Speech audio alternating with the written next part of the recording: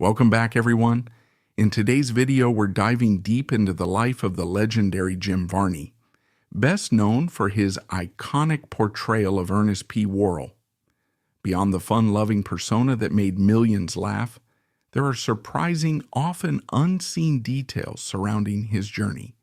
From his humble beginnings in Lexington, Kentucky, to his meteoric rise in entertainment and the heartbreaking circumstances of his final days, we'll uncover the remarkable and, at times, mysterious story behind one of comedy's most unforgettable figures. Get ready to learn what really happened behind the scenes in this revealing look at Jim Varney's life, career, and untimely death. Before we reveal the jaw-dropping secrets of the legendary Jim Varney, let's take a peek at the unexpected upbringing and humble origins of this iconic figure. Jim Varney's formative years were anything but typical of a Hollywood star. The comedic genius came into this world on June 15, 1949, in Lexington, Kentucky. Despite their poor means, Varney's parents, Nancy Louise and James Albert Varney Sr., lavished their son with affection. Even before he was born, his father shared in an interview that they were ecstatic when they learned they were going to have a family. However, the young family's happiness was short-lived. The Varney household faced financial struggles, and at one point they even lost their home. While his father worked tirelessly to provide for the family, young Jim found solace in the performing arts, displaying an early talent for acting that would later define his career. In examining Jim Varney's early life, it is crucial to understand the environment that shaped him, especially during his formative years in Kentucky. Growing up in Lexington, a city that balances Southern tradition with progressive ideas, gave Varney a unique cultural backdrop. On one hand, he was steeped in the warmth and hospitality associated with the South. On the other, the economic struggles that his family endured undoubtedly forced him to develop resilience early on. This resilience would later become one of the pillars of his comedic style and personal life. Family stories abound about how Jim would perform little sketches, comedic bits, or impressions of people he knew in his neighborhood. Even as a young child, he seemed to possess an innate ability to observe human behavior and mimic it with a comedic spin. Local lore suggests that he would crack up small gatherings at church events or community picnics, a testament to his natural gift for eliciting laughter. If one imagines the young Varney in that setting, we can see a future star in the making, someone who didn't shy away from comedic risk, even in front of a modest group of neighbors. Lexington itself is known for its love of horses and basketball, but not exactly for churning out Hollywood legends. For Varney to find a path to stardom from such a setting shows that he harbored an extraordinary drive and determination. Indeed, beyond the comedic spark, Varney also developed a keen interest in more serious acting when he was still just a teenager. Rumors persist that he would walk around quoting Shakespeare, particularly the comedic parts, to friends and family. This early fascination with the stage was nurtured by small community theater productions, and in part by school plays. Nancy Louise and James Albert Varney Sr. both worked hard to keep the family afloat. Friends of the family have recounted how, even in those dire circumstances, they always encouraged young Jim to hone his craft. This backing can't be understated because, in an environment where paying the rent was a struggle, one might have expected his parents to push him toward more stable or practical pursuits. Instead, they marveled at his potential and even made sacrifices to allow him to pursue drama classes, albeit sporadically.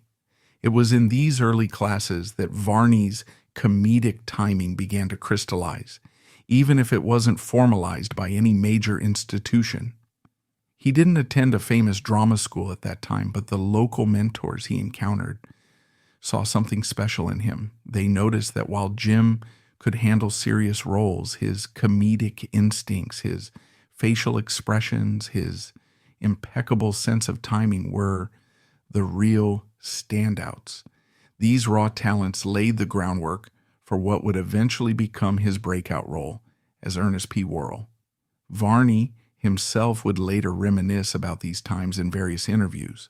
Although many of those interviews have faded from public memory, he often spoke of the challenges of losing one's home, the sense of upheaval, and how it made him appreciate humor as an escape. Making people laugh felt like a balm to the stress that financial strain placed upon the household. He frequently noted that making his parents laugh lifted his own spirits as well. This reciprocal dynamic, a comedic performer feeding off the joy he brings to loved ones, would define his approach to acting for the rest of his life. Additionally, Kentucky's rich storytelling traditions cannot be overlooked in Varney's development. Often, residents in smaller communities share stories, sometimes humorous, sometimes tragic, that become part of a family's heritage. For Jim, hearing these narratives of struggle, resilience, and triumph shaped not only his worldview, but also his comedic style. He quickly learned the power of a well-timed anecdote or a cleverly delivered punchline that could transform sadness into collective laughter. All of these factors, rural Kentucky life, economic hardship, parental support, community storytelling, melded together to give the world a comedian and actor who was deeply attuned to the emotions and humor in everyday life. It's no surprise then that Varney developed not only a comedic sense, but also a degree of empathy and warmth that would later be felt in his interactions with fans, friends, and colleagues. When speaking of a comedic genius, we often wonder about the moment when they themselves realize they have a gift. For Varney, such moments likely emerged gradually as he garnered laughs here and there. He recognized that people lit up when he performed, no matter how small the setting. This realization, combined with the unwavering love from his parents, fueled his desire to polish and expand that gift. What began as a simple coping mechanism for financial adversity, using humor as relief, grew into a powerful impetus that propelled him toward a path few from his background would ever dare to follow. Before we move on to Varney's rise, it's also worth mentioning that Kentucky, despite being overshadowed by big entertainment hubs, had its own theatrical circles. These smaller circles helped shape Varney's sense of stage discipline. He learned the importance of connecting with an audience, the significance of comedic beats, and how best to modulate his voice for maximum effect. Even in these early years, he exhibited a keen sense of the dramatic and comedic interplay that would later become a hallmark of his earnest character. All told, Jim Varney's early life forged the essential tools and mindset he would need for a career in show business. It imbued him with humility, comedic brilliance, empathy for his audience, and the determination to push past adversity. Growing up in near poverty, uncertain of whether a stable home would be waiting for him from one day to the next, forced him to become resourceful. It also cemented his deep love for performance, because it was the one arena where he could both entertain others and momentarily lift the weight from his own shoulders. It's hard to fathom that the future comedic icon was originally thought to have no significant talent. Famous for his legendary character Ernest P. Worrell, Jim Varney had less than stellar academic achievement in high school. According to a retired drama teacher, while Varney was a student at Lafayette High School, he was far from the star he would become. Hardly anyone paid any attention to him because he was an outsider, and Jim had a hard time adjusting to his new surroundings after his family faced numerous relocations. However, this was only the beginning. Varney would later become a beloved figure in comedy, despite the disinterest he received during his school years. His unwavering devotion to acting led him to his life's work. Miss Horn, Varney's drama teacher, was not shy in telling him he had potential. This encouragement propelled him forward. His heartfelt performances in school plays proved Miss Horn correct, marking the beginning of his meteoric rise in the entertainment industry. After finishing high school, Varney worked various jobs, including driving a truck, but his destiny was different. In 1980, everything changed when he strolled into CARDEN and Cherry Advertising to audition for a series of commercials. Little did he know that this seemingly simple gesture would set the groundwork for his rapid journey to fame. The official version goes that Jim Varney, with his unique comedic talent, was cast as Ernest P. Worrell, a character that would become legendary in the world of advertising and entertainment. His portrayal of Ernest in commercials for products like Sprite and Mellow Yellow catapulted him to national recognition. Ironically, his mother reportedly never got to see his early commercials, as the Varney household didn't own a television at the time. In 1987, Jim Varney made the switch to feature films, reprising his role as Ernest P. Worrell in Ernest Goes to Camp, a movie that launched him to popularity and became a box office success. Suddenly, Varney was a household name, and there was no turning back. Despite the fame and affection, Varney never forgot his beginnings. His love for his family was strong, and he decided it was time to give back to the people who had supported him. He purchased a house for his parents, where they could live comfortably. Even after his passing, Varney's legacy lingered on through his beloved character Ernest, who continues to bring joy to audiences worldwide. Delving deeper into the story of Jim Varney's breakthrough at CARDEN and Cherry Advertising reveals a fascinating confluence of timing, creativity, and the evolving nature of marketing during the 1980s. The 1980s were ripe for innovative approaches to television commercials. Brands sought memorable faces and catchphrases to stand out during primetime slots. When Varney walked in for that audition, he embodied a perfect blend of comedic timing, malleable facial expressions, and an ability to connect directly with the camera as if speaking to a close friend. This direct address style turned out to be a game changer. The character of Ernest P. Worrell was often depicted speaking to a mysterious off-screen neighbor, Vern, creating an illusion that Ernest was speaking directly to the viewer. Varney's intense energy and personal charisma made this gimmick more than just a quirky idea. It became a phenomenon. The comedic approach was simple: break the fourth wall, be relentlessly enthusiastic and slightly manic, and keep the viewer feeling like an insider, privy to Ernest's comedic worldview. Commercial directors quickly recognized they had struck gold. Audiences found Varney's brand of humor refreshing, especially in an era where comedic roles were often more formulaic. Ernest's everyman persona, silly hat, denim vest, that trademark grin, was disarmingly relatable. Not too polished, not too sophisticated, but brimming with earnest cheer. Varney brought physicality to the role. He could slip on banana peels, contort his face to extremes, or deliver lines with comedic exaggeration that never veered into mean-spirited territory. The popularity of these ads soon extended beyond the regions where CARDEN and Cherry was running their campaigns. Jim Varney's face became synonymous with the "Hey Vern" catchphrase, and the commercials took on a life of their own. National brands like Sprite and Mellow Yellow recognized the value of such a captivating spokesperson. This transition from small regional spots to national campaigns was the rocket fuel that propelled Varney's career out of near obscurity. At the time, Varney's personal life was also in flux.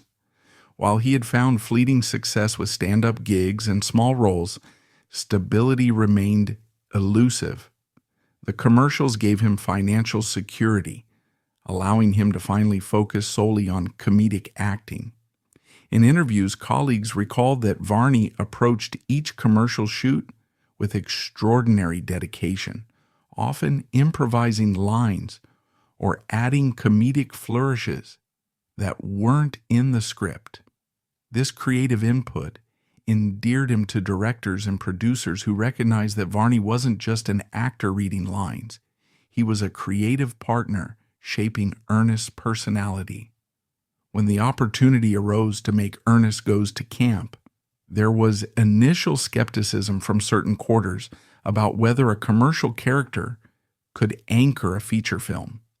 Typically, ad-driven characters did not translate smoothly to movie success. However, Varney's portrayal was so beloved by the public that the film garnered significant attention right from the announcement stage. What began as a relatively modest budget project turned into a box office hit, reaffirming that audiences were ready to see more of Ernest P. Worrell. Following this triumph, more Ernest-themed films followed. Ernest Saves Christmas, Ernest Goes to Jail, and Ernest Scared Stupid, among others. Although critics sometimes gave these films lukewarm or negative reviews, fans and families adored Varney's relentless comedic energy. The cultural impact of these movies should not be underestimated. For many children growing up in the late 1980s and early 1990s, Ernest was a significant comedic figure. He was the zany neighbor who never failed to see the bright side of life, even as he bumbled through predicament after predicament. Throughout this explosive career growth, Jim Varney maintained a strong connection to his roots. He never forgot the struggles his family endured or the community that shaped him. Purchasing a home for his parents was more than a mere act of generosity. It symbolized the completion of a personal circle. He had emerged from financial desperation and was now able to provide comfort and stability to the very people who believed in him when others dismissed him. It is also interesting to note that Varney's comedic style had evolved. From the days of small community plays to national commercials and Hollywood sets, he refined his comedic arsenal. He learned to make subtle comedic nuances work as effectively as broad slapstick. The depth of his comedic timing became particularly evident in some of his lesser-known roles, such as cameo appearances on television programs or voiceover work for animated features. Indeed, many might forget that Jim Varney was also the voice of Slinky Dog in the Toy Story franchise, another testament to his versatility. While that role is not explicitly part of the Ernest canon, it demonstrated that Varney was more than a one-dimensional performer. He could harness that down-home charm and comedic edge even in the form of a beloved animated dachshund Slinky. Although these expansions into other realms of entertainment would become more recognized later, it all traced back to the serendipitous moment he auditioned for those commercials at CARDEN and Cherry. The tragic death of Jim Varney profoundly affected his relationship with his fans and the trajectory of his career. Known for his lovable and goofy character Ernest P. Worrell, Varney brought joy and laughter to countless audiences. Despite his comedic persona, Varney faced significant health challenges in his later years. In 1998, he was diagnosed with lung cancer, a battle he fought with immense bravery. His diagnosis came as a shock to his fans and colleagues, who had always seen him as a vibrant and energetic performer. Varney's health struggles were compounded by personal loss. His mother, who had always been a pillar of strength and support throughout his career, passed away before him. This loss added to his grief and undoubtedly impacted his emotional well-being. Despite these overwhelming challenges, Jim Varney continued to work, bringing laughter to his fans, even during his illness. His dedication to his craft and his fans was evident in his perseverance and commitment to continue performing despite his declining health. On February 10, 2000, the world was jolted by the terrible news of Jim Varney's death. He passed away at his home in White House, Tennessee, at the age of 50. As millions of admirers wept over their idol's death, the news spread like wildfire across the world. Jim Varney's death was not as straightforward as it seemed to everyone. While the official cause of death was lung cancer, there were whispers of something more sinister. Some close to him believed there was a conspiracy at play, a shadowy plot that led to his untimely demise. Despite his larger-than-life persona, Jim Varney was a man of simple pleasures. He enjoyed spending time with his family and friends, often retreating to his farm in Kentucky to escape the pressures of Hollywood. This tranquil life was shattered when he was diagnosed with lung cancer in 1998. Varney fought valiantly against the disease, undergoing chemotherapy and radiation treatments. His strength and resilience were evident as he continued to work, determined to bring laughter to his fans even in the face of such a devastating diagnosis. However, his condition deteriorated and he passed away on February 10, 2000, at his home in White House, Tennessee. Despite the official narrative, some of Varney's closest confidants believed there was more to his death. They suspected foul play, hinting at a larger conspiracy that led to his untimely demise. These theories, though never proven, added an air of mystery to the beloved actor's tragic end. A few theories suggested that Varney might have been exposed to hazardous substances, either intentionally or accidentally, which exacerbated his illness. Others wondered if unresolved issues in his personal or professional life might have hastened his decline. One persistent theory involved the entertainment industry itself. Some suggested that Varney had crossed paths with powerful individuals who may have had motives to see him harmed. This theory, while intriguing, lacks substantial evidence and remains in the realm of conjecture. Another aspect of the conspiracy theories revolved around Varney's treatment and medical care. Some believed that mistakes or negligence during his treatment could have contributed to his death. Ultimately, however, medical experts and Varney's doctors pointed to his long history of heavy smoking as the primary cause of his lung cancer. The emergence of conspiracy theories around Varney's passing was perhaps inevitable, given the passionate fan base he had accumulated. When a beloved figure dies prematurely, it's not unusual for some fans or acquaintances to seek a deeper explanation, something that accounts for the abrupt nature of the tragedy. In Varney's case, theories ranged from the mildly plausible to the outright fanciful, reflecting both the depth of grief and the desire for answers that might offer a sense of closure. One rumor that made rounds on certain online forums postulated that Varney had been involved in a legal battle over creative rights to the Ernest character. According to this tale, powerful industry entities had reason to stifle him or cause him stress that accelerated his illness. However, no credible documentation has ever emerged to substantiate such claims. In fact, Varney maintained a good relationship with the creative team behind the Ernest franchise. There were normal contract negotiations and typical business disputes, but none that rose to the level of malicious intent.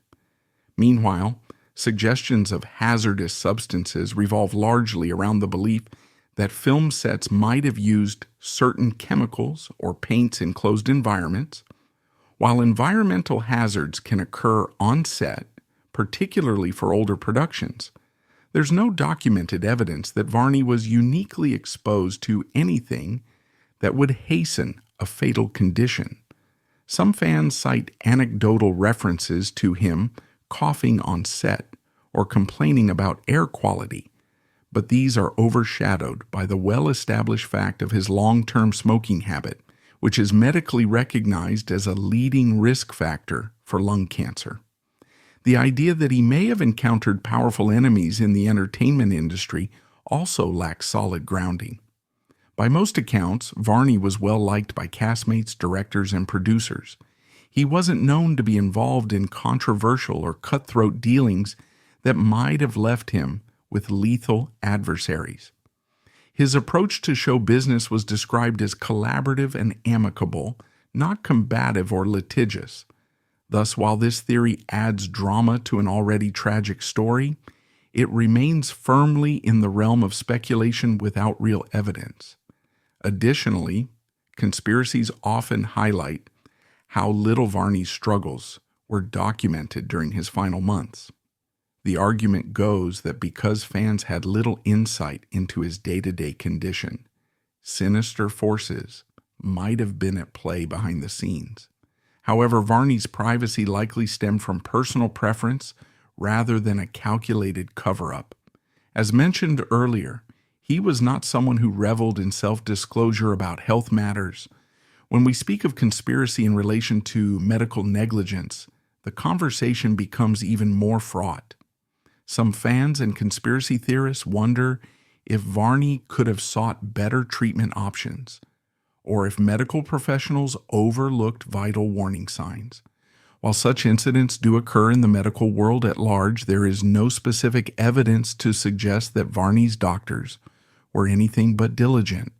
He received radiation and chemotherapy, standard procedures for lung cancer. He also followed doctors' advice to quit smoking. By that point, however, the disease was already quite advanced. In a broader sense, the swirl of conspiracies around Jim Varney's death speaks to the intensity of fans' emotional investment in him, because he represented the childlike wonder and comedic mischief of Ernest P. Worrell. It was deeply upsetting for them to accept a prosaic explanation that a beloved figure had succumbed to a tragic but fairly common disease, exacerbated by lifestyle choices.